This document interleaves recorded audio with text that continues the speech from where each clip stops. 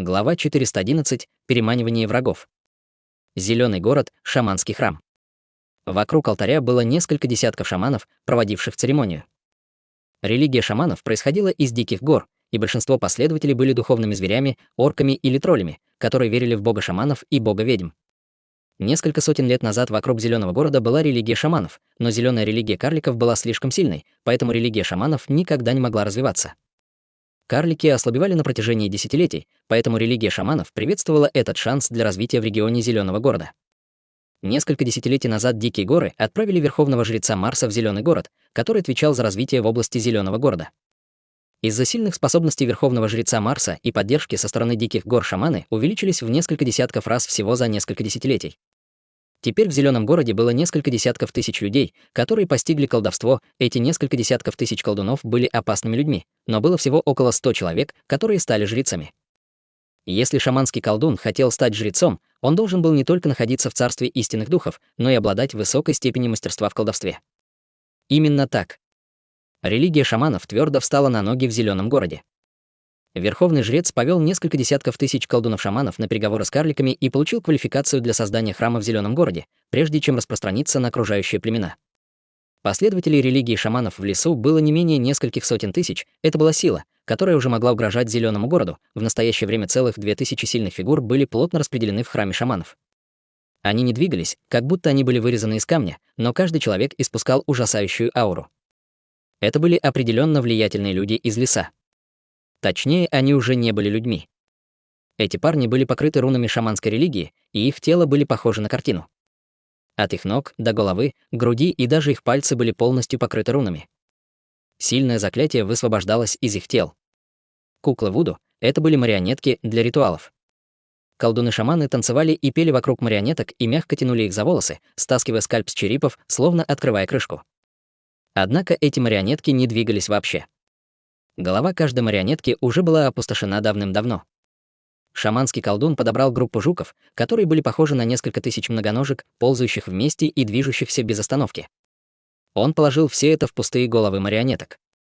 Каждое насекомое было очищено с большим усилием шаманского колдуна. Поместив этих колдовских жуков в головы марионеток, шаманский колдун снова закрыл головы, прежде чем снова начать танцевать и петь. На алтаре шаманов был седовласый старый тролль, поднимающий обе руки, когда мощная энергия окружала шаманский храм. Великий бог шаманов и бог ведьм. Пожалуйста, примите жертвы ваших слуг и дайте этим марионеткам силу. Интенсивный свет был выпущен из алтаря и, наконец, превратился в тысячи лучей света, которые упали на марионеток. Насекомые, которые ползали в голове марионеток, внезапно стали в несколько раз более активными, когда они пробурили тело марионеток. Под кожей кукол ползали жуки, а окружающий их свет становился в несколько раз сильнее. В заключение. Неподвижные вещи, такие как статуи, проснулись. В пустых глазницах внезапно появились глазные яблоки, наполненные духом. Они все встали на одно колено и кричали с низким ревом: «Да здравствует религия шаманов!» 2000 тщательно отточенных кукол Вуду наконец-то были активированы. Эти марионетки были необычными марионетками. Они были покрыты с ног до головы рунами, позволяя каждому из них иметь ужасную боевую силу. У них были почти бессмертные тела, они не боялись огня, воды, кислоты или порезов, и у них не было своих мыслей. Их можно назвать идеальными марионеточными солдатами. Время пришло. Седовласый старый тролль открыл глаза и показал пару сверкающих глаз. Мы должны сокрушить Зеленый город в этой битве. Это был верховный жрец Марс из Диких гор. Старый тролль с несравненно глубокими навыками в колдовстве, которому уже было более 150 лет. Марс тихо крикнул: «Луз!» Верховный жрец, каковы ваши приказы? Орк с зеленой кожей стоял перед Марсом.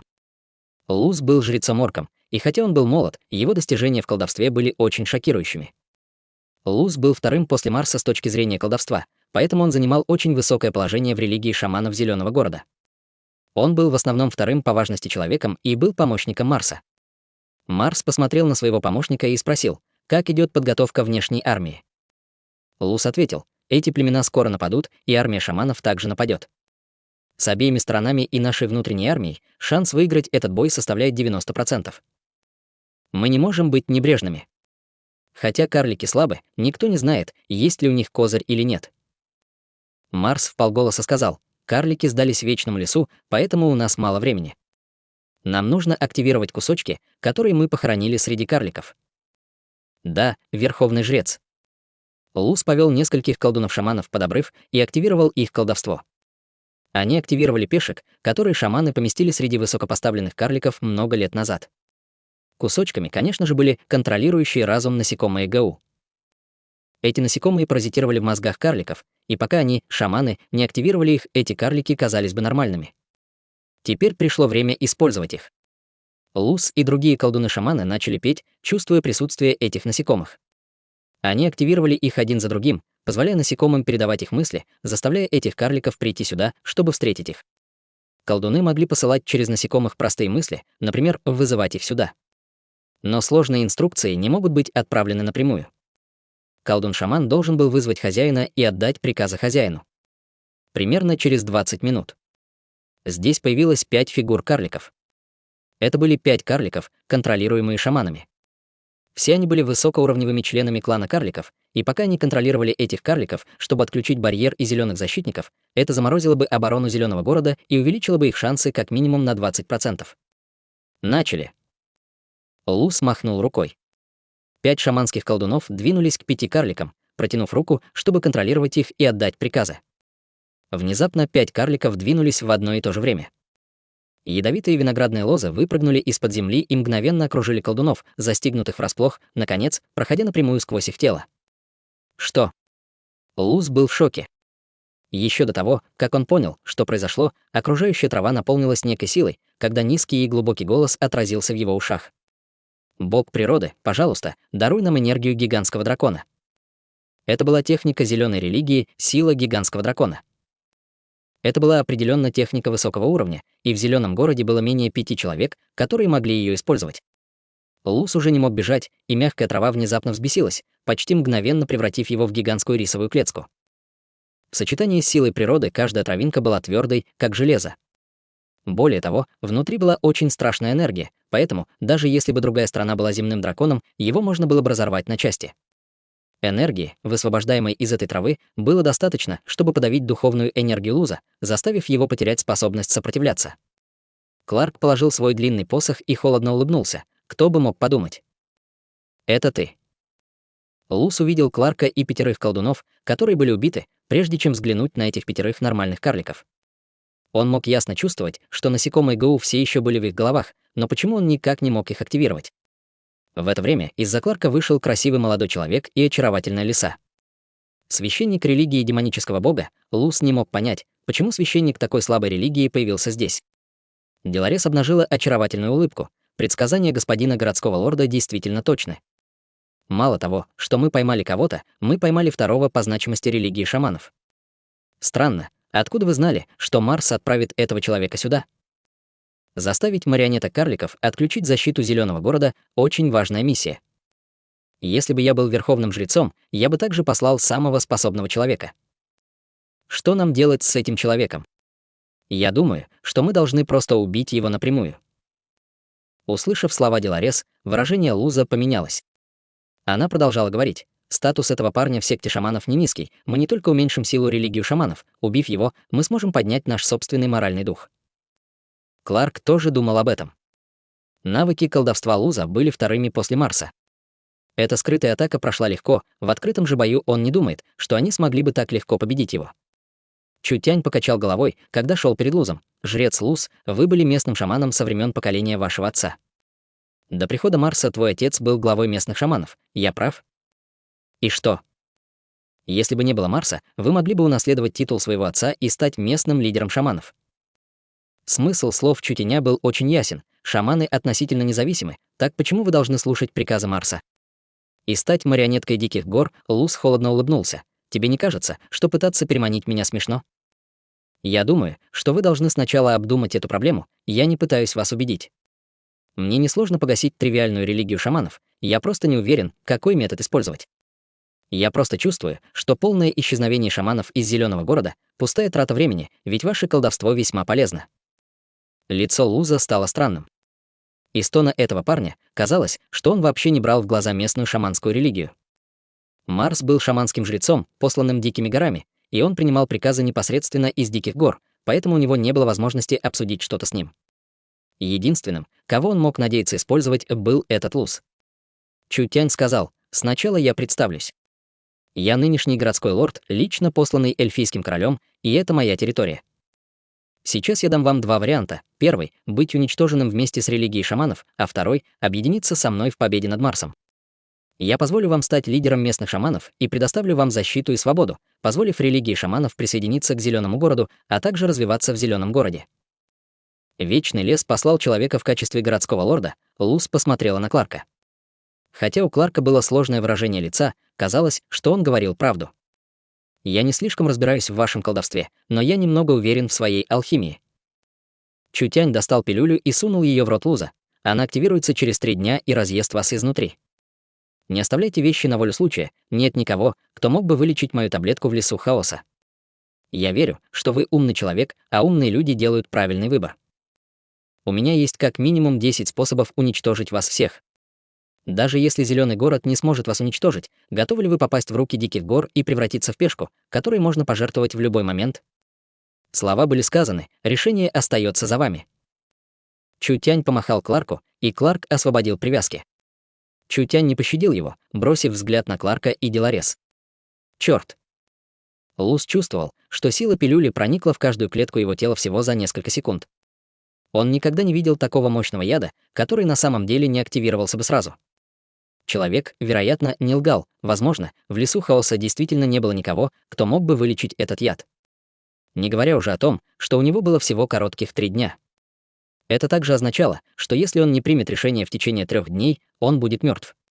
Черт, он попал в эту ситуацию, потому что он был небрежен. Откуда появился этот таинственный человек? По его внешнему виду казалось, что он вообще не имел религию шаманов в своих глазах. Когда Лус вернулся в храм, верховный жрец Марс посмотрел на него. Были ли подготовлены кусочки? Лус опустил голову, скрыв слегка странный взгляд. Он сказал спокойным голосом: «Будьте уверены, верховный жрец, все было подготовлено».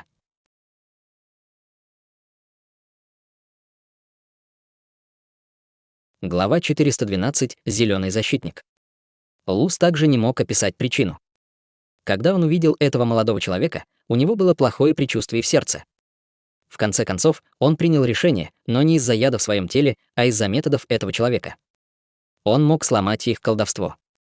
5 карликов явно были под контролем колдовства, и насекомые все еще были в их головах, но колдун-шаман не мог контролировать их, что очень поразило Луза. Проклятие шаманского колдуна не могло быть разрушено, в это верили все шаманы. Теперь факты были перед ним. Мало того, что техника насекомых была разрушена, этот человек также ясно понимал все секреты религии шаманов, и карлик Кларк также сделал свои приготовления. С шаманами, попавшими в невыгодную ситуацию, подобную этой, 90% успеха в этой битве, по крайней мере, сократилось вдвое. Происхождение Луза происходило из Зеленого города, и они были шаманами со времен поколения его отца. Он редко общался с дикими горами, и если бы они не послали верховного жреца Марса, они были бы просто 2 фракциями одного происхождения. Человек тщательно рассчитал эту точку. Хотя Марс имел абсолютный авторитет в религии и был способен командовать всеми жрицами, местные шаманские колдуны составляли большую часть их членов. Не следует говорить, что они боятся верховного жреца Марса, а скорее боятся большой силы в лице диких гор позади него. Когда дикие горы были возмущены, не было необходимости упоминать маленькую шаманскую религию Зеленого города. Из-за страха перед этим гигантом, шаманы Зеленого города должны были принять лидерство Марса, став силой диких гор в Зеленом городе. Если бы это был нормальный путь развития, шаманские колдуны ослабили бы карликов, прежде чем, наконец, взять под свой контроль Зеленый город. Кто бы мог подумать, что карлики сдадутся вечному лесу. Это наполнило дикие горы гневом. Чтобы город не попал в руки вечного леса, они решили уничтожить Зеленый город. Шаманы Зеленого города были привязаны к Зеленому городу, и если бы не было Зеленого города, это оказало бы на них большое влияние. Карлики не были слабыми, и если бы они вели с ними честную войну, им пришлось бы заплатить большую цену. Не говоря уже о том, что Зеленый город уже принадлежал Вечному лесу, а сила эльфов была далеко за пределами воображения шаманов. Лус уже смутно чувствовал, что стал шахматной фигурой для гигантов леса хаоса. Как только он будет использован для проверки итогов Вечного леса, он будет отброшен. Лус долго размышлял над своим решением. Он сказал колдуну-шаману рядом с ним: «Пусть придут жрецы Корола и Хилтон, я хочу кое-что обсудить с ними». Корола и Хилтон были верными друзьями Луза и несколькими лидерами шаманов Зеленого города. Он должен был обсудить этот вопрос с ними. после того, как Чутянь вывел Деларес и Кларка. Кларк обеспокоенным голосом сказал: «Вы вот так просто отпустите Луза? Он не человек, которого легко контролировать. Нам было нелегко получить такую возможность. Если Марс узнает об этом, боюсь, это будет плохо для Зеленого города». Кларк уже относился к этому молодому человеку с совершенно новым уровнем уважения. Чутянь приехал в район Зеленого города лишь для изучения положения местных сил и составления дальнейшего плана. То, что он собирался сделать сейчас, было смелой и радикальной идеей, и если ему это удастся, это уменьшит давление на Зеленый город. Однако, если он потерпит неудачу, Зеленый город потеряет возможность, потому что, когда шаманы узнают об этом, карликам будет труднее планировать что-либо в будущем. Черт, этот чертов старый карлик, ты на самом деле не доверяешь мне. У Чутяня было лицо, полное презрения, когда он говорил с Деларес со стороны: «Ты мне веришь?» Господин городской лорд может сломать колдовство, что окажет большую психологическую атаку на Луза, заставляя его сомневаться, эффективна ли техника колдовства или нет. Господин городской лорд также отравил его, создав большую угрозу для жизни Луза, и никто в этом мире не желает умирать. Кажется, Деларес что-то поняла. Самое главное, что господин городской лорд использует внутренний конфликт шаманов, особенно между Марсом, представляющим Дикие горы, и Лузом, представляющим шаманов Зеленого города. Эти враждебные отношения обычно не видны, но это особый период времени, и на самом деле за этим может что-то быть. Итак, я чувствую, что этот план может сработать. Чутянь кивнул. После того, как я стану городским лордом, ты можешь стать помощником городского лорда. Деларес выглядела радостной и сразу же очаровательно его поблагодарила. Кларк выглядел очень неловко на стороне. Казалось, что этот человек уже относился к городу как к своему, из-за чего он был немного недоволен. Даже если бы у этого человека были какие-то навыки, в конце концов, он был человеком, и карлики не были бы убеждены им. Что нам теперь делать? Мы уже позаботились о шаманах, теперь нам просто нужно подготовиться к другим силам, которые являются хищными рыбами. Насколько я знаю, кроме шаманов, самые беспокойные люди в Зеленом городе — это некроманты и друиды. Верно. Выражение лица Кларка снова стало серьезным. Хотя он был немного недоволен этим человеком, это касалось выживания Зеленого города, поэтому он не осмеливался быть небрежным. Основатель религии нежити Лич Сайгест. Этот лич очень таинственный и странный, редко появляется, даже некроманты под ним тоже странные. Мы не можем угадать их мотивы, как у шаманов, поэтому мы должны остерегаться их. А как насчет друидов? Друиды отличаются от шаманов и некромантов. Друиды — широко распространенная религия в лесу хаоса. Друиды в Зеленом городе не имеют никакого опыта, но они неуправляемы и не заботятся о правилах Зеленого города. Они всегда следуют своим собственным правилам, что всегда было головной болью для меня. Так вот как. У карликов действительно не было никаких навыков, чтобы не дать иностранным силам разрушить город. Неудивительно, что им пришлось положиться на вечный лес. Деларес спросила: на этот раз нашими главными врагами являются шаманы. Хотя мы не можем быть уверены, что друиды и некроманты не будут ждать своего шанса, мы потеряем много сил, если будем иметь с ними дело одновременно. Боюсь, нам будет невыгодно, если мы так поступим. Ты права. Чутянь не планировал победить их всех сразу. В конце концов, Зеленый город не был достаточно силен, чтобы сражаться со всеми тремя одновременно. Он спросил Кларка, сколько зеленых защитников в Зеленом городе. Всего их 3000. 2000 ослаблены странной болезнью, а остальные должны защищать каналы, поэтому у нас нет возможности их переместить. Странная болезнь. Чутянь слегка сомкнул брови. Дайте мне взглянуть. Кларк привел Чутяня в открытый храм Зеленого города. Это было особое место для выращивания зеленых защитников, и под алтарем в настоящее время росло несколько сотен молодых зеленых защитников. Кроме этого, здесь было несколько сотен больших зеленых защитников. Все они были закончены, но их нельзя было использовать. Зеленые защитники были мощной синтетической формой жизни, созданной карликами, когда они добывали образцы из древних останков военных деревьев, выращенных с помощью методов жрецов зеленой религии. Это можно считать величайшим изобретением карликов. Каждый зеленый защитник в теории может быть использован в течение 1000 лет. Когда 200-300 лет назад Зеленый город был на пике, у них было около 20 тысяч зеленых защитников. Этого было достаточно, чтобы создать крупномасштабный барьер, который не позволил бы посторонним проникнуть. Теперь в Зеленом городе было менее 3000 зеленых защитников, и 2000 из них были больны. Иначе как шаманы могли быть такими смелыми? В центре храма был источник жизни. Это был необычный источник жизни, он был очищен благословениями жрецов зеленой религии. Каждая капля равнялась бочке с обычной живой водой, и это было невероятно ценное сокровище, оказывающее хорошее влияние на лечение травм. Эти больные зеленые защитники деградировали до такой степени, что они больше не могли держаться. Они были как гнилое дерево с желтыми и засохшими листьями. Хотя карлики, не колеблясь, орошали их живой водой высокого уровня, это только замедляло их скорость увядания, и не было никаких изменений в лучшую сторону. Это... Господин Кларк, как вы можете привести сюда человека? Это священная земля нашего клана, скрывающая секрет нашего клана. Как мы можем позволить человеку увидеть это? Куда бы ни шел человек, он не был бы хорошо принят. Все эти жрецы-карлики выглядели враждебно. Чутянь был слишком ленив, чтобы заботиться о них, и он непосредственно отправил свое божественное сознание в зеленого защитника. Он смутно почувствовал, что внутри зеленого защитника была странная энергия, похожая на печать, подавляющую жизненную энергию зеленого защитника. Кларк успокоил других карликов и заставил их быть терпеливыми. В любом случае у него не было никакой надежды, так почему же он не позволил этому парню попробовать? Каждый карлик был очень умен. Знания любого карлика, попавшего в человеческий мир, позволили бы ему быть названным великим ученым или ученым страны. По крайней мере, в лесу не было кланов, которых можно было бы считать умнее карликов. Все эти знания, собранные вместе, не могли решить эту проблему. Возможно, это можно было решить, только если бы они пригласили сюда мудреца, и это должен был быть мудрец, имеющий навыки в растениях и жизненной энергии. Этот молодой человек, как он мог быть человеческим мудрецом? В любом случае, глаза карликов были полны презрения.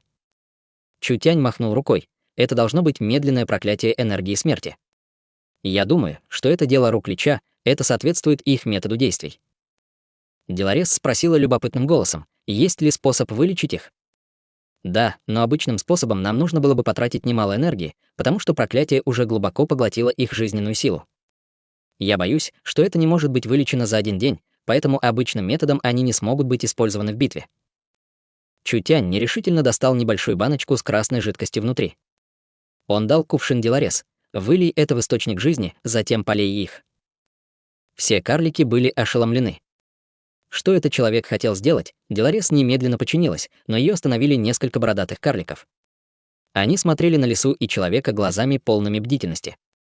Один был иностранной расой, а другой — хитрым человеком, кто знал, о чем они думают. Кларк тихо кашлянул. Пусть попробуют, это лучше, чем ничего.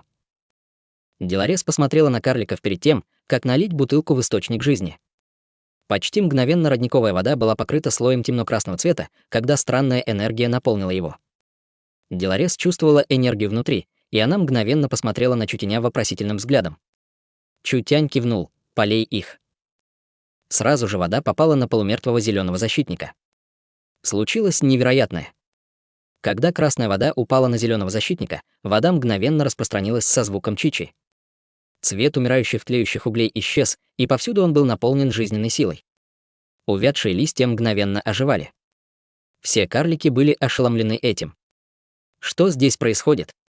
Они вообще не могли этого понять, Чутянь показал выражение боли. Божественная кровь могла разрушить любое проклятие, а вода источника жизни наполнила зеленых защитников жизненной силой, поэтому, естественно, были прекрасные результаты.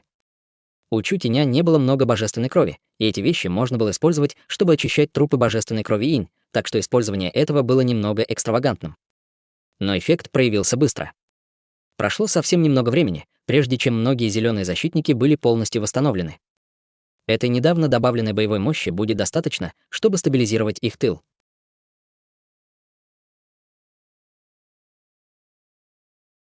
Глава 413. Друиды. После полива зеленых защитников жизнеспособность мертвого дерева была быстро восстановлена, и их листья снова стали зелеными. Эту ужасающую восстановительную скорость можно было увидеть невооруженным глазом, и одного пруда было достаточно, чтобы полить 400-500 зеленых защитников. Это быстро решило огромную проблему карликов одним взмахом руки Чутяня. Ветви и листья стали более пышными, и каждый лист был покрыт кровью, которую можно было увидеть невооруженным глазом. Это было похоже на вены или что-то вроде массива, позволяющее этим зеленым защитникам издавать особую ауру, которая была сильнее, чем раньше. Жрецы-карлики быстро осмотрели их. Бог леса пришел. У этих зеленых защитников была увеличена их жизненная сила. Регенерация, устойчивость и сила каждого зеленого защитника были многократно увеличены. Эти марионетки были подавлены неизвестным проклятием и энергией, но теперь казалось, что каждая клетка получила крещение, которое позволило повысить уровень всем частям. Зеленые защитники могли жить не более 1000 лет, но теперь карлики не могли оценить верхнюю границу продолжительности их жизни. Невероятно. Кларк посмотрел на Чутеня. Наши жрецы в последний раз обновляли зеленых защитников 100 лет назад и не смогли найти способ снова. Тем не менее, вы сделали это с маленькой бутылкой. Можете ли вы сказать мне, что это было? Пока мы сможем собрать эту вещь, сила зеленого города, безусловно, будет увеличиваться.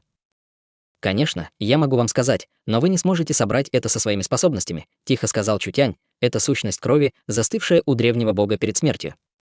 Кровь бога может разрушить любое проклятие, поэтому она смогла быстро восстановить все это. Карлики и лиса испугались. Что вы сказали? Были ли проблемы с их ушами? Чутянь пожал плечами, объяснив: эти зеленые защитники были сформированы из фрагментов древнего дерева, поэтому у них должен быть атрибут древнего бога и высокая скорость поглощения по отношению к божественной крови, что позволяет им обновиться. Эта партия зеленых защитников не только станет сильнее, но и больше не будет бояться проклятий. Духовные боги были существами из легенд. Как мог Чутянь даже иметь такие вещи? Самым важным было то, что этот драгоценный предмет был вытащен этим человеком только для того, чтобы спасти обычных марионеток. Это было похоже на бросание самого роскошного кристалла в уборную, это было чертовски экстравагантно, глаза Деларес быстро поднялись. У вас есть такие божественные вещи? Это ничего не значит. Чутянь, естественно, махнул рукой, но его охватила сердечная боль. Однако он верил в принцип отсутствия чувства сожаления при выполнении чего-либо, поэтому, поскольку он вынул это, то этого теперь не вернуть. Он махнул рукой и сказал: «Хорошо, поместите вылеченных зеленых защитников возле храма некромантов и дайте им искупаться на солнце». Эти восстановленные зеленые защитники, помещенные перед храмом некромантов, не просто для принятия солнечных ванн. Это будет мощным сдерживающим фактором для некромантов. Во-первых, для них было бы огромным шоком, что их проклятие было фактически развеяно. Во-вторых, восстановленные зеленые защитники, размещенные там, также отправят некромантам сообщение. Это было то, что зеленый город уже знал их попытку убийства очень многих зеленых защитников. В-третьих, этих зеленых защитников будет достаточно, чтобы позаботиться о храме некромантов, поэтому ни один некромант не подумает о побеге. Это будет для них психологическим предупреждением, равнозначным тому, что они взяли их в заложники, не позволив войскам, которых они имели снаружи, действовать опрометчиво. Этого сдерживающего фактора было бы достаточно, чтобы некроманты колебались в действии. Чутяню просто нужно быстро успокоить хаос, тогда он успеет разобраться с некромантами. Сейчас все еще достаточно времени. Чутянь посмотрел на ясное небо. У нас есть время позаботиться о последней проблеме. Я хочу навестить друидов. Кларк не думал, что у Чутяня возникнет эта идея. Друиды не дадут тебе лица, они все неуправляемые парни. Ха, это мы еще посмотрим. Площадь зеленого города была очень большой. Чтобы быть точным, зеленый город был горным районом. Полет на полпути из одного конца зеленого города в другой конец мог быть совершен только на летящем демоническом звере. Один только зеленый город был более чем в 5-6 раз больше, чем южный летний имперский город, но в то время как в южном летнем имперском городе было 7-8 миллионов человек, в зеленом городе было всего около миллиона человек. Более того, зеленый город был трехмерной структурой, встроенной в гору, полностью отличающейся от людских городов. Как будто зеленый город был един с природой. Если бы они добавили естественные горные цепи, которые были стенами для зеленого города, зеленый город был более чем в 200 раз больше, чем южный летний имперский город, и был почти размером с половиной имперского региона. Это был просто один город. У зеленого города также была пышная, широкая горная цепь и огромное озеро, где прятались демонические звери и редкие бессмертные травы. Короче говоря, не было недостатка в разнообразии живых существ или изменениях в структуре Земли, так что в этом особом городе это было не странно. Это был юго-восточный район зеленого города, покрытый пышными тропическими лесами. Там была высокая горная вершина с опорными столбами вокруг, покрытыми пышными растениями. Они были распределены по схеме, которая выглядела как массив естественных энергетических источников. В глубине тропического леса. Там был храм, покрытый мхом. Это был храм друидов. Друиды были свободной силой в лесу, не принадлежащей никаким другим силам. Верующие друидов были очень широко распространены, имея эльфов и духовных зверей. Они даже охватывали районы за пределами леса хаоса, и в религии друидов были даже верующие люди. Чутянь повел Деларес и Кларка через тропический лес к храму. Рев. Громкий предупреждающий рык донесся от верхушек тропических лесов в сторону. Там был особенно большой волк, который использовал пару зеленых глаз, чтобы пристально смотреть на этих злоумышленников. Это был теневой волк 3-го уровня, и, как говорилось, он был ужасным убийцей в лесу, способным тихо убивать любую добычу. Теневой волк не атаковал, он использовал свои глаза, наполненные разумом, чтобы посмотреть на этих людей. Из его большого и яростного волчьего рта он сказал: «Друиды не приветствуют посторонних. Если вы осмелитесь сделать еще один шаг, не обвиняйте друидов в невежливости». Когда это было сказано, вокруг них появилось много друидов. Эти друиды превратились в формы зверей. Там были гигантские обезьяны, гигантские медведи и земные драконы, каждый из которых был могущественным демоническим зверем. Самым важным было то, что они не были дикими зверями, скорее это были звери с интеллектом. Чистый ум и сила друидов, они были намного сильнее, чем обычные демонические звери. Один лишь приказ. И друиды немедленно разорвут злоумышленников на куски. Деларес и Кларк оба были бдительны, поскольку они чувствовали, что намерение убийства вокруг них было реальным. Друиды были дикими и были совершенно неуправляемыми. Они поклонялись природе и следовали своим желаниям, поэтому всегда действовали исходя из собственных предпосылок, затрудняя их сдерживание правилами Зеленого города. Даже если бы они узнали действующего городского лорда Кларка, друиды не проявили бы милосердия. Эта группа друидов была очень мощной. Хотя друиды были очень расслаблены, их непосредственная боевая сила была выше колдунов-шаманов и некромантов. Чутянь спокойно сказал: «Я здесь, чтобы увидеть пророка Еду». Теневой волк выпрыгнул и загорелся в воздухе, странным образом превращаясь в человеческий облик. Когда он упал на землю, он превратился в сильного члена клана волков. Он взревел на Чутяня с намерением убить, что напугало людей. Деларес и Кларк показали бдительные выражения. Столкнувшись с этим волчьим кланом, обнажающим свои клыки, Чутянь все еще был очень спокоен. Это было потому, что он был уверен, что человек внутри храма узнает о прибытии Чутяня. Как и ожидалось. Низкий и глубокий голос раздался изнутри. «Редко гости приходят в храм друидов, попросите их войти». Чутянь даже не пожалел взгляда на грозного волка-друида и вошел в храм природы. Кларк и Деларес колебались в течение нескольких секунд, прежде чем они последовали за Чутянем. Окружающие несколько сотен друидов высокого уровня трансформировались в человеческие облики с подавленными выражениями лиц, выглядя очень недружелюбно. Эти проклятые люди достойны беспокойства господина пророка. Религия друидов преследовала природу и простоту, поэтому внутри храма друидов не было украшений. Это был примитивный и древний гигантский дом с большой статуей богини наверху. Это была богиня природы, в которую верили друиды. Гигантские крылья были раскрыты, чтобы защитить трон перед статуей, и на троне сидел странный человек. Чутянь никогда не видел эту расу раньше. Он был ростом в 1 метр и имел зеленую кожу гоблина, а также острые уши эльфа, хотя выглядел как карлик, словно смесь 3 рас. На нем была простая одежда, а на скрещенных ногах был посох. Он был покрыт слоем таинственной ауры. Это мог быть легендарный мастер друидов Йода. Деларес никогда не видела его раньше и слышала только его имя в легендах. Йода был пророком среди друидов Леса Хаоса. Для человека, которого называли пророком среди друидов, это равнялось епископу, который был намного выше, чем даже первосвященник. Никто в Зеленом городе раньше не видел, как Йода сражался, но говорят, что до прибытия в Зеленый город Йода превратился в дракона, чтобы сразиться с древним зверем. Что за ужасающее существо было драконом? Если эти легенды были правдой, то верховные жрецы Зеленого города, сложенные все вместе, все еще не были соперником Еды. Самым сильным моментом было не это. Говорят, что пророки друидов отличались от обычных людей, обладая способностью предсказывания духовного бога. Если бы в лесу было что-то большое, что пророк хотел знать, это не могло быть скрыто от него. Это было также причиной, почему Кларк боялся друидов. Друиды были более сдержанными по сравнению с другими, но угроза, которую они представляли Зеленому городу, была не ниже шаманов или некромантов. Не говоря уже о том, что это была группа недисциплинированных людей, поэтому они не будут в безопасности на территории любой державы.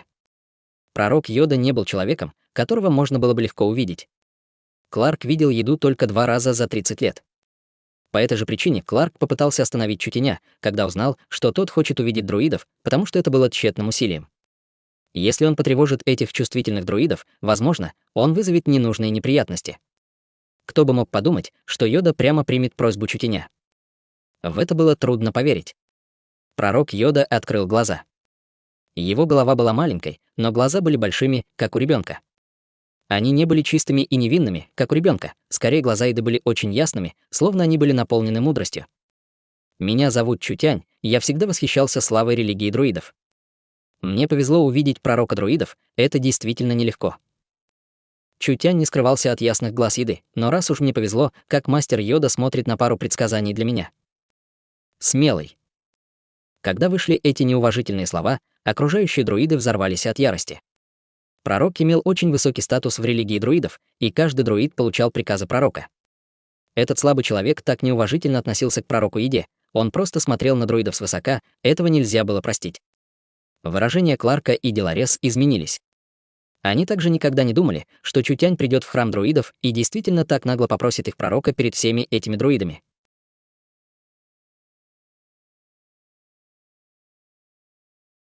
Глава 414. Отравлены. Чистые и мудрые глаза Еды были такими же спокойными, как водная гладь, без каких-либо волн или потемнения. Он слегка махнул рукой, и окружающие друиды успокоились. Несмотря на то, что они недовольно рявкнули во рту, ни один человек не осмелился сделать шаг. «Молодой человек, я чувствую, что ты отличаешься от всех остальных», — спокойно сказал пророк Йода. Пророки друидов действительно способны ощущать нити судьбы, но жаль, что у этой способности есть предел. Чем сильнее и сложнее судьба, тем труднее ее ясно увидеть. Возможно, я вижу жизнь ящерицы, но не вижу жизни гигантского дракона. Что касается тебя, в больших глазах Еды появилось растерянное выражение. Я буду честен с тобой, хотя ты стоишь передо мной, я вообще не вижу твоей судьбы. Как будто ты не принадлежишь этому пространству и времени. Легенды верны. Пророки друидов действительно обладали этой удивительной способностью. Чутянь читал в древней книге, что есть некоторые древние пророки, у которых были странные врожденные таланты, которые позволяли им видеть то, что другие люди не могли видеть. Чутянь хотел проверить это, но слова Еды потрясли его. Может быть, этот парень действительно что-то видел. Судьба — это река, а мы — песчинка. То, откуда мы пришли и куда мы идем, определяется судьбой, дрейфующим течением, неспособным противостоять. Йода сказал это, а затем неожиданно показал заинтересованное выражение. Теперь рыба прыгает в реку. Она не только пытается изменить свой путь, но и заставляет все песчинки отклоняться от своего первоначального пути, куда бы она ни плыла. Я чувствую, что люди, которые собираются вокруг тебя, изменят свою судьбу. Взгляд Еды упал на Делареса и Кларка, обнажая осмысленное выражение. Ситуацию в Зеленом городе трудно предсказать, все стороны находятся в хаосе. Это было подтверждением. Если бы Чутянь не появился. Молодая мисс, Ин, Наньгун и другие пойдут своим первоначальным путем. Появление Чутяня изменило историю, поэтому Йода сказал все правильно. Чутянь был немного удивлен. Были ли действительно люди в этом мире, которые могли предсказывать судьбу? Слова Еды заставили Чутяня подумать о запечатанном духовном боге в Центральной государственной судебной башне, который использовал ту же аналогию для судьбы. Чем более могущественен человек, тем больше он мог контролировать свое направление и положение, но независимо от того, насколько он силен, он не мог изменить течение реки судьбы. Кларк и Деларес оба были тайно шокированы. Этот пророк был даже глубже, чем они себе представляли. Самое важное, что у пророка была глубокая оценка Чутяня. Даже если перед ним был гигантский дракон, Йода не мог точно прочитать его будущее, но все же чувствовал силу его судьбы. Но он не мог видеть сквозь Чутяня вообще. Судьба всех живых существ была на самом деле смесью нитей. Когда появляется человек, чьи способности не могут быть предсказаны, нити попадут в хаос, и даже пророки не смогут ничего предсказать. Этот молодой человек был действительно необычным. Возможно, именно поэтому пророк Йода согласился увидеть его. Чутянь вздохнул. «Раз вы не можете, тогда давайте забудем об этом». На самом деле, знать свою судьбу немного скучно, жизнь всегда нуждается в приятных сюрпризах, верно? Пророк Йода улыбнулся. «Господин не предубежден. Вы пришли в храм друидов. Какой у вас приказ для друидов?» «Я не смею отдавать приказы». Чутянь не заставил его гадать и прямо выбросил фишку, о которой он уже думал. «Я слышал, что до того, как пророк Йода возглавил друидов Зеленого города, вы сражались с древним зверем, и даже сейчас пророк Йода не оправился от ран». Йода не ответил. Но факты были там. Друиды не преследовали здесь особой цели, это было лишь предубеждением карликов против друидов. Еду можно считать первоклассным экспертом леса хаоса на его пике, но после борьбы с древним зверем его сила несколько упала. Конечно, даже если он был намного ниже того, что был в прошлом, пророк Йода был все еще сильнее первосвященников. Чутянь заявил прямо: «Я новый городской лорд Зеленого города и глубоко восхищаюсь культурой друидов. Я могу придумать, как излечить раны пророка, но я надеюсь, что друиды могут заключить союз с Зеленым городом». Выражение друидов изменилось. Он мог вылечить раны пророка. Если это было действительно так, это было большое дело. Пророк Йода не показывал никаких изменений, и даже его глаза не двигались. Как будто это не было связано с ним вообще. У каждого друида есть своя свобода, я не имею права принимать решения за друидов. Чутянь сжал брови. Как этот парень мог не отличать хорошее и плохое, Чутянь мог лишь понизить свою просьбу. «Я могу предоставить пророку эффективный метод лечения, но я надеюсь, что друиды не будут участвовать в битве между Зеленым городом и шаманами». Йода спокойно сказал: «Друиды любят мир и никогда не вступают в сражения без причины. Пока никто не смотрит на нас с враждебностью, мы ответим тем же». Хорошо. Тогда это обещание. Чутянь был ограничен во времени и не хотел торговаться с пророком. Пока он обещал не участвовать в этом поединке, все остальное было в порядке. Чутянь был относительно уверен в друидах, природа этих людей была простой и благородной. Друиды верили в бога природы и бога друидов, поэтому друиды действительно не лгали и не участвовали в битве без причины. Чутянь, пришедший в храм друидов, чтобы встретиться с пророком, просто для подстраховки. Так как пророк лично обещал это, Чутянь верил, что друиды сделают это. Когда Чутянь ушел, Йода закрыл свои яркие глаза, и его брови сжались еще глубже. Он замолчал, когда другие друиды смотрели друг на друга в полном смятении. Они поняли, что пророк, выглядящий так, означало, что он находился в состоянии просветления. Вдруг пророк Йода поднял руку, и источник духа был освобожден. Дух еды был очень странным. На самом деле это была панцирь черепахи, которую использовали для жертвоприношений и гаданий. Друиды встали на колени, увидев это. Все они понимали, что пророк хотел сделать гадание. Друиды повсюду вкладывали свою энергию в панцирь черепахи, на поверхности которой появлялись буквы, что было предсказанием пророка друидов. Только прежде, чем эти буквы могли появиться, панцирь черепахи раскололся. Трещина быстро распространилась сквозь панцирь черепахи, и, подобно взрыву, панцирь черепахи превратился в осколки. Кха, Йода выплюнул глоток крови. Ах! Господь-пророк! Все друиды быстро подошли, чтобы поддержать его, но Йода махнул рукой. Он выглядел так, будто был очень слаб, но его жизнь не была в опасности. Он действительно не мог этого сделать. Пока это было рядом с этим человеком, любая форма гадания потерпела бы неудачу. Он уже не мог ничего предсказать о Зеленом городе. Нити были собраны в комок и непрерывно менялись, в то время как нити, приходящие извне, также подверглись изменениям. Только если он зайдет достаточно далеко, он сможет восстановить эту способность. Йода показал странное и сложное выражение. Был ли действительно человек в этом мире, который мог нарушить реку судьбы? Чутянь использовал 2 коротких дня, и теперь все было готово. Теперь они просто ждали, пока местные жители и шаманы сделают свой ход. Примерно на 3-й день. Армия местных жителей насчитывала около 230 тысяч человек, в основном состоящих из элит больших племен, которые могли угрожать карликам. У местных жителей не было терпения, и они не могли больше ждать. Убить. Более 200 тысяч человек собрались в лесу, занимая целых 10 миль пространства. Они ревели с намерением убить, что было похоже на оползень, заставляя всех зверей и птиц бежать. Несколько вождей крупных племен действовали в качестве лидеров и решили привести своих подчиненных к разграблению Зеленого города. Сопровождающие их колдуны-шаманы использовали немного колдовства, например, технику берсерка, кровожадную технику. После того, как эти местные жители были усилены колдовством шаманов, их боевая сила, естественно, возрастала. Теперь все было готово. Зеленый город впереди. Давайте атакуем и свергнем этих слабых карликов.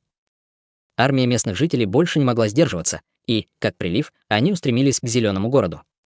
Туннели Зеленого города были покрыты барьерами и зелеными защитниками, но религия шаманов пообещала, что, пока армия нападет, шаманы отключат их изнутри. Несколько сотен тысяч местных жителей возносят молитвы в Зеленом городе. Карлики были не сильны, эти несколько сотен тысяч человек могли отбросить их назад, не говоря уже о том, что были шаманы, нападающие с другого направления одновременно. В этот раз Зеленый город вряд ли выстоит. Когда несколько вождей племени направили свою волну кланов в долину, они внезапно обнаружили, что все барьеры были активны, слои за слоями, как экран. По обе стороны утеса каньона были лучники-карлики и жрецы. Что здесь происходит? Разве шаманы не сказали, что они отключат защиту карликов? Хотя они были недовольны этой ситуацией, они уже зашли так далеко, поэтому, даже если защита Зеленого города не была отключена, они могли только продолжать атаковать. Кто бы мог подумать, когда местные жители попытаются высвободить свою духовную энергию? Нечто, что никто не мог себе представить, произошло. Местные жители пытались стимулировать свою духовную энергию, но казалось, что их тела горят. Их духовная энергия взбесилась в их меридианах, и они фактически не могли ее контролировать. Что здесь происходит? Черт, мы отравлены. Все были отравлены. Как это возможно? Местные жители были потрясены, обнаружив, что все их основные силы были отравлены. Прежде чем они успели ответить, вождь Минотавров Арнольд внезапно зарычал, и его гигантский топор зарубил шаманского жреца. Со звуком вжух. Шаманский жрец разбился, как фарфоровая ваза, мгновенно превратившись в дождь из плоти и крови. Местные жители наконец-то поняли, кто стоял за отравлением. Минотавры были местным племенем, поэтому другие племена вообще не были настороже против них, никогда не думая, что минотавры действительно отравят их еду.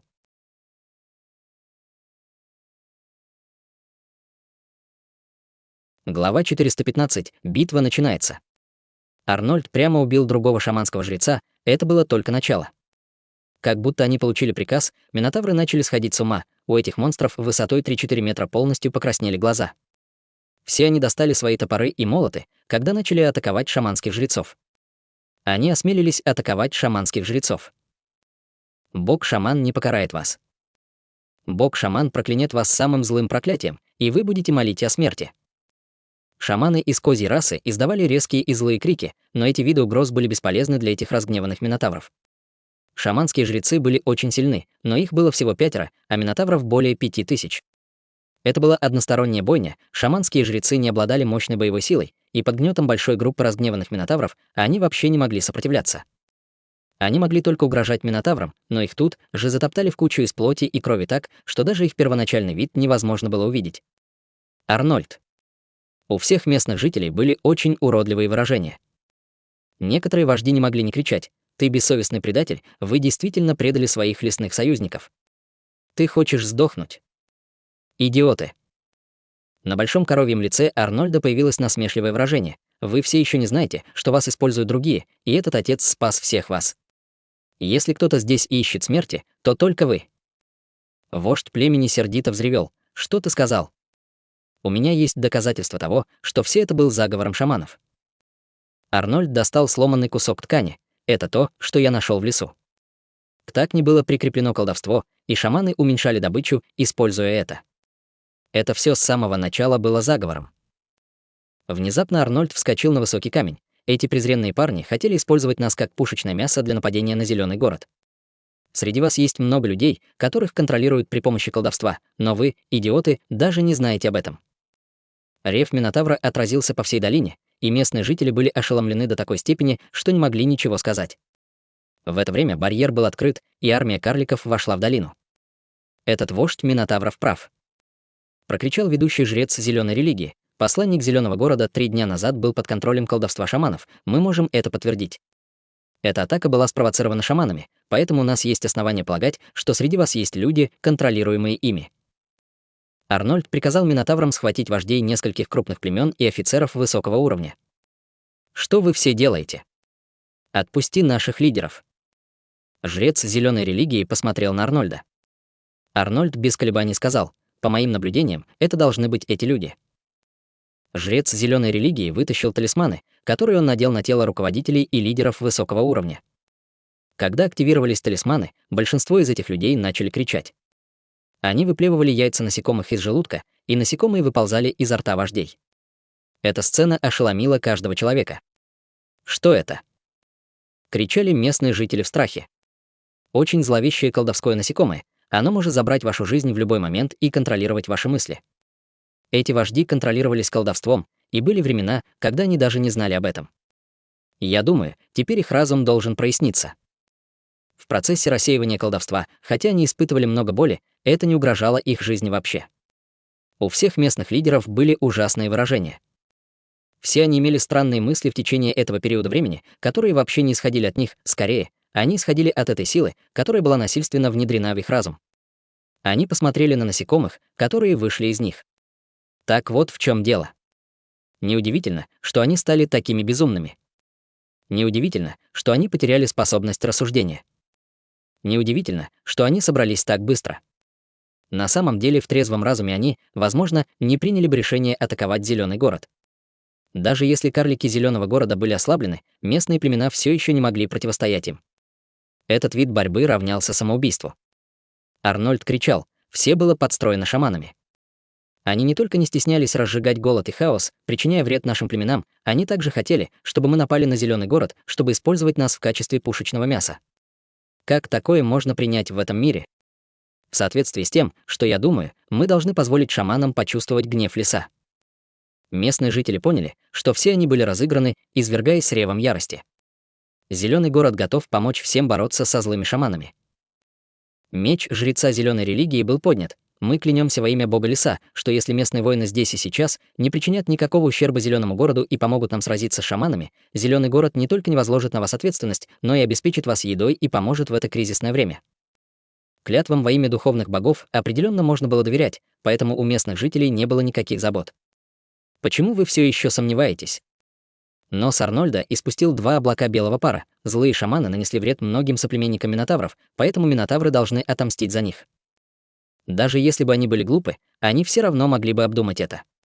Вот почему шаманы появились в каждом племени, когда разразился кризис. Они не только убеждали разные племена объединиться, но и побудили их к борьбе. В конце концов, все было спланировано, и вожди лесного племени танцевали под их дудочку, местные жители впали в дикую ярость. Яд внутри местных жителей не был смертельным. Они потеряли бы способность использовать духовную энергию только на час, поэтому большинство из них уже восстановили свои силы. Убить шаманов. Каждый вождь был полон гнева от стыда, который быстро распространился на всех местных жителей. Карлики увидели эту ситуацию и сразу же открыли барьер. Большие группы местных жителей наполнились потоком, дико устремляясь в зеленый город. Верховный жрец Марс в храме шаманов был потрясен этим. Местные жители уже пробили барьер. Войска зеленого города должны быть отвлечены местными жителями, и даже если отвлечется лишь часть, это шанс для шаманов. Я не верю, что эти несколько сотен тысяч человек, добавленных к 2000 марионеток Вуду, не смогут взять зеленый город. Но в это время большие волны огненных стрел обрушились на шаманский храм. Они падали на стены, столы и даже статуи. Пламя немедленно охватило все вокруг. Выражение Марса затонуло. Карлики осмеливаются двигаться против нас первыми. Начинаем. Вышлите марионеток Вуду, и пусть они попробуют мощь шаманов. Марионетки Вуду вылетали из шаманского храма, как метеоры. В этот момент несколько тысяч карликов-лучников и солдат, ведущих 10 зеленых защитников, чтобы окружить это место, столкнулись с атакой храма шаманов. Внезапно они увидели большую группу темных теней, выходящих изнутри, и каждая из них была наполнена энергией колдовства. Жрецы зеленой религии, увидев это, изменили свои выражения. Это марионетки шаманской религии, навыки карликов по стрельбе из лука не уступали эльфам. После того, как их духовная энергия вошла в стрелы, каждая стрела вылетала, оставляя за собой лишь полосу света. Они были невероятно быстрыми и резкими. Марионетки Вуду, бегущие впереди, были захвачены этими полосами света. Эти марионетки Вуду не так уж сильны. Карлики почувствовали себя немного лучше. Марионетки Вуду были разорваны на куски, и небо наполнилось гоу-насекомыми, как темное облако из хлопьев. Они мгновенно преобразовались перед лучниками и снова приняли форму марионеток Вуду. Похоже, что они вообще не пострадали. Марионетки Вуду были усовершенствованы шаманскими жрецами с большим количеством усилий и ресурсов. Они были наполнены энергией проклятий и колдовства, поэтому, прежде чем эти энергии были исчерпаны, они не могли умереть. Ах! Карлик издал жалкий крик. Марионетка Вуду подняла его одной рукой. Она начала раздуваться с огромной скоростью, как воздушный шар. Со звуком разрыва бесчисленные ядовитые насекомые и большое количество яда вырвались из ее тела. Поблизости не было ни одного карлика, которому хватило бы удачи остаться незатронутым. Слишком страшно, силы колдовства и проклятия были слишком мощны, Марс вывел группу жрецов-шаманов из храма. Его белые волосы парили на ветру, а тощее лицо делало его похожим на мрачный скелет. Эти идиоты из зеленой религии хотят напасть на наш храм шаманов, но этих людей явно недостаточно. Жрецы-шаманы контролировали этих марионеток Вуду, и сил 2000 марионеток было достаточно, чтобы уничтожить целую армию. Эти карлики были элитой своего кланов, но для них все еще было невозможно противостоять этим шаманам. Поскольку вы пришли сами, этот старик примет это без вежливости. Марс был полон решимости убить этих воинов перед ним, прежде чем отправить марионеток Вуду, чтобы напрямую напасть на замок карликов. Убейте их всех. Быстро отступаем. Отступаем. Карлики отчаянно отступали, пока зеленые защитники охраняли их отступление. Эти несколько зеленых защитников, очевидно, не могли защитить их всех, и жрецы-шаманы продолжали посылать марионеток Вуду в атаку. Вскоре они быстро уничтожили зеленых защитников и начали быстро преследовать убегающих карликов. У Марса было лицо полное насмешек, но это выражение не осталось долго. Это было потому, что карлики отступили к группе жрецов зеленой религии, что вернуло Марса в чувство. Он только что понял, что в бою зеленый город не послал жрецов зеленой религии. И для этого была только одна возможность — это была уловка, чтобы выманить их всех. Вернитесь. Когда Марс отдал свой приказ, жрецы зеленой религии воспользовались этой возможностью, чтобы напасть на жрецов-шаманов, прежде чем те смогли дать отпор. Виноградные лозы наполнили воздух и были вызваны монстры. Появился большой массив, активируемый жрецами зеленой религии. Жрецы-шаманы никогда не видели подобный массив, и все они были в шоке. Марионетки Вуду, входящие в источник энергии, теряли способность стоять, падая, словно теряя всю энергию. Эти насекомые издавали жалкие крики, пытаясь сбежать из тел кукол, но они умирали, как только падали на землю, не имея шанса на сопротивление. Это произошло в мгновение Эка. Этот массив убил несколько сотен марионеток Вуду, и этого было достаточно, чтобы наполнить этих шаманских жрецов несравненным шоком.